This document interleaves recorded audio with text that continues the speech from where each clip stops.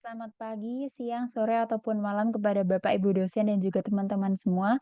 Perkenalkan saya Josephine Krisnerianti Soni dengan NIM 0821233213 dari kelas manajemen pengambilan keputusan I. Pada kesempatan kali ini akan mempresentasikan terkait the forces dari GRAB sebagai pemenuhan ujian tengah semester mata kuliah manajemen pengambilan keputusan.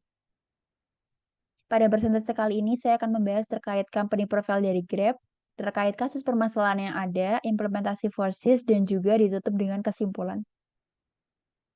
Oke, yang pertama terkait company profile dari Grab itu sendiri. Mungkin belum banyak teman-teman tahu kalau aplikasi Grab ini tuh sebenarnya diciptakan di latar belakangnya dengan alasan yang cukup sederhana, yaitu foundernya sendiri, Anthony Tan, itu seringkali mendapatkan keluhan-keluhan dari teman-teman di Malaysia terkait sistem layanan taksi yang buruk.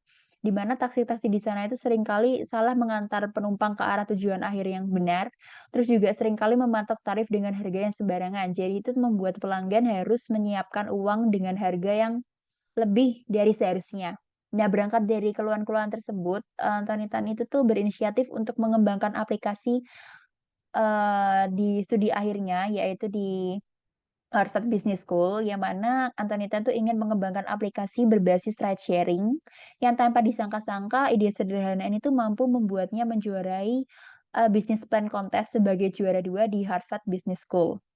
Nah, dari pencapaiannya itu, Anthony Tan itu akhirnya bekerja sama dengan temannya yang bernama Tan Hoiling, di mana mereka berdua akhirnya membuat aplikasi bernama My Taxi yang secara resmi rilis di Malaysia pada tahun 2012. Aplikasi My Taxi ini tuh juga familiar dikenal dengan nama Grab Taxi di beberapa kawasan Asia Tenggara seperti di Indonesia, di Singapura, di Thailand, di Filipina. Nah, di tahun 2014-nya lalu, aplikasi Grab ini secara resmi rilis di Indonesia.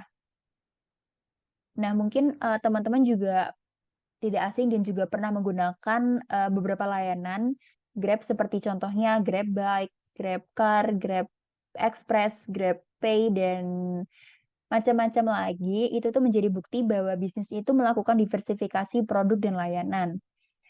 Seperti yang diketahui juga bahwa pertumbuhan mitra Grab itu tuh juga merata hingga seluruh daerah di Indonesia. Jadi dapat disimpulkan bahwa Grab ini tuh diterima dengan baik oleh masyarakat Indonesia karena bisa dibilang menjadi salah satu aplikasi yang membantu dan juga menunjang mobilisasi sehari-hari kita sebagai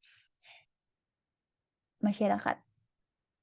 Kemudian, tapi tidak disangka-sangka di tahun lalu, tepatnya di tanggal 26 April 2022, terdapat kasus yang menimpa Grab yang sempat viral juga bermula saat Kak Tonanda Putra itu menyatakan akan mengikuti seleksi mitra Grab di kantor Grab yang di Cakung, Jakarta Timur, di mana sejak awal kedatangannya, Kak Tonanda itu sudah memberikan statement bahwa beliau ini merupakan, maaf teman tuli kepada petugasnya, namun petugasnya itu tidak menggubris, malah justru memberikan tes yang mendiskriminasi Kak Tonanda. Seperti Kak Tonanda itu disuruh untuk, membaca undangan wawancara Grab tersebut tuh dengan suara yang keras dan lantang. Padahal seperti yang kita tahu bahwa, bahasa komunikasi teman tuli itu bukan bahasa berbasis suara, melainkan bahasa isyarat berupa gerakan tangan. Nah, sepulangnya Kak Tonanda dari kantor Grab, tentu diliputi oleh rasa kecewa yang membuatnya Kak Tonanda dan juga istrinya Kak Amanda itu akhirnya membuat surat terbuka untuk Grab yang di-upload di Instagram di akunnya Kak Amanda. Dari situlah, mulai dinotis oleh netizen-netizen di Indonesia dan tentunya netizen Indonesia juga cukup menyayangkan kejadian tersebut yang akhirnya memberikan komentar-komentar negatif dan juga komentar-komentar saran nasihat yang diberikan dan dilontarkan kepada Grab. Berikut merupakan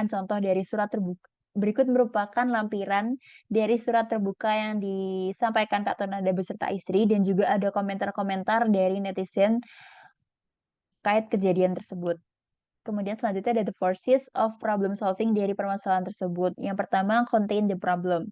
Dari permasalahan tersebut dapat disimpulkan juga dan dapat dilihat bahwa permasalahannya tuh adanya tindakan audisme oleh karyawan Grab terhadap Kak Tonanda, di mana mereka tuh melakukan tes yang mendiskriminasi Kak Tonanda seperti menyuruh Kak Tonanda membaca undangan wawancara tersebut dengan suara yang lantang, padahal Kak Tonanda sudah memberikan statement bahwa beliau ini merupakan teman tuli. Kemudian yang kedua ada find the cause of the problem. Nah, Grab itu mendapatkan hasil temuan dari investigasi internal bahwa, adanya kesalahan prosedural prosedural di lapangan yang mengusik rasa kemanusiaan. Kemudian yang ketiga ada correct the problem. Nah, Dikarenakan meningkatnya permasalahan tersebut, akhirnya Grab itu tuh memutuskan pada tanggal 27 April 2022 menyampaikan permohonan maaf secara langsung ke Kak Tonanda beserta keluarga di kediamannya Kak Tonanda. Dari situ Kak Tonanda memberikan sambutan yang hangat kepada pihak Grab dan juga memberikan saran dan masukan terkait, pembenahan pemberian layanan yang harus dilakukan Grab kepada teman tuli agar permasalahan tersebut itu tidak terulang kembali. Kemudian yang terakhir maaf, ada control the problem. Nah, Grab itu tuh telah bertemu langsung dengan Dewan Pengurus Pusat Gerakan Kesejahteraan Tunarungu Indonesia untuk mendapatkan arahan lanjutan yang lebih mendalam mengenai pelaksanaan program kemitraan dengan penyandang disabilitas, termasuk semua inisiatif perbaikan program ke depannya. Selanjutnya ada Forces of 21st Century Skill, di mana yang pertama communication. Grab itu tuh sebenarnya bisa membarui SOP atau standar operasi prosedur di lapangan terlebih berkaitan dengan perbaikan program pelayanan terhadap teman disabilitas dan juga adanya pelatihan terhadap karyawan-karyawan, baik karyawan di lini depan maupun karyawan keseluruhan, agar bisa, memberikan pelayanan dan juga, perilaku tutur kata yang bisa lebih ditingkatkan kembali, karena seperti yang kita tahu bahwa, apa yang dilakukan karyawan itu tuh nanti akan merepresentasikan perusahaan itu sendiri. Kemudian selanjutnya ada collaboration, Grab itu bisa terus menjalin kerjasama seperti yang sudah dilakukan sebelumnya, yaitu dengan Gerakan Kesejahteraan Tunarungu Indonesia dan juga HWDI untuk menciptakan ruang yang setara bagi teman-teman disabilitas. Kemudian yang selanjutnya ada critical thinking. Grab ini tuh memiliki komitmen untuk memperbaiki kesalahan yang cukup fatal yang dilakukan dengan memperbaiki program perekrutan mitra Grab khusus bagi penyandang disabilitas yang dikenal dengan Grab Access. Nah, Grab Access itu sebenarnya merupakan sebuah program yang, membantu menghilangkan hambatan dan juga secara sistematis itu memberikan akses dan juga dukungan yang setara kepada semua orang untuk menjadi mitra Grab. Nah, Grab Access itu juga nantinya akan memberikan dukungan secara finansial dan juga pelatihan khusus selama jangka waktu tertentu yang membantu mitra Grab untuk beradaptasi dengan mudah menggunakan platform ini. Nah, kemudian selanjutnya ada creativity. Grab itu dapat melakukan berbagai inovasi lainnya, eee, di mana yang baru-baru ini inovasi yang diusung oleh Grab itu adalah adanya fitur mode hening yang bertujuan untuk meminimalisir interaksi dengan mitra pengemudi. Nah, tentunya dengan adanya inovasi-inovasi yang digagas Grab ini, walaupun tidak berhubungan dengan kasus yang saya singgung tadi, tapi dengan adanya inovasi-inovasi yang terus digagas dan dikembangkan oleh Grab, itu tuh nantinya akan memberikan kenyamanan dan juga experience baru nih bagi pelanggan-pelanggan yang akhirnya nanti bisa menumbuhkan kembali rasa kepercayaan pelanggan terhadap Grab. Baik, untuk kesimpulannya sendiri menanggapi kasus tersebut, menurut pandangan saya tentunya tidak ada pembenaran sama sekali dari perbuatan yang dilakukan oleh karyawan Grab terhadap Kak Tonanda, di mana itu sudah menurunkan harga diri seseorang. Dengan adanya kasus tersebut tentunya diperlukan sanksi yang cukup tegas dengan cara, eee, menyopot karyawan tersebut dari posisinya dan juga mengalihkan ke tugas lain dan juga memberikan pelatihan-pelatihan yang setidaknya bisa, membuat karyawan-karyawan itu meminimalisir kejadian tersebut tuh terulang kembali dengan contohnya, memberikan perbaikan dari internal sebelum terjun ke eksternal yang mana adanya pemahaman dan juga SOP yang jelas terkait bagaimana cara bertutur, bersikap, berperilaku yang akhirnya nanti bisa menunjukkan etika perusahaan untuk menciptakan citra yang baik. Karena menjadi sangat penting seperti yang sudah saya mention tadi bahwa apa yang dilakukan karyawan, sekecil apapun yang dilakukan karyawan, itu tuh nantinya akan merepresentasikan citra dari perusahaan tersebut.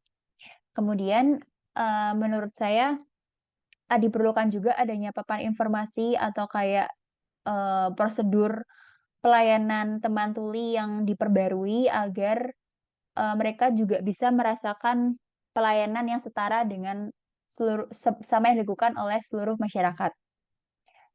Oke, mungkin akhir kata, sebaik-baiknya manusia adalah mereka yang bisa bermanfaat bagi manusia lain. Jadi semoga dengan adanya kasus permasalahan Grab ini tuh bisa menjadi pelajaran juga bagi Grab dan juga bagi kita semua dalam memperlakukan sesama seperti apa yang kita ingin diperlakukan.